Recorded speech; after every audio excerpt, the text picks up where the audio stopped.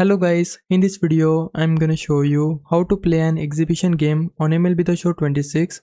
First, from the main menu we need to scroll down and we should be able to find this exhibition games. From here select the game you want to start. So I want to play an classic match. I'll just select the classic option. Now select your opponent. So I want to have this team as my opponent, and now switch over to the side you want to control. Now I need to select my team. I want to play as New York. For that I need to scroll down here until I find the team of my like. So here it is. I just need to select it. After that select the uniform you want to play with. I want to play with this home uniform, and then confirm by pressing A or cross. And now select the stadium you want to play on. So I'll just go with this stadium. After that adjust options such as presentation mode, broadcast network, style, announcer and all that jazz. After that press A or cross to confirm, and now we need to choose our pitching rotation.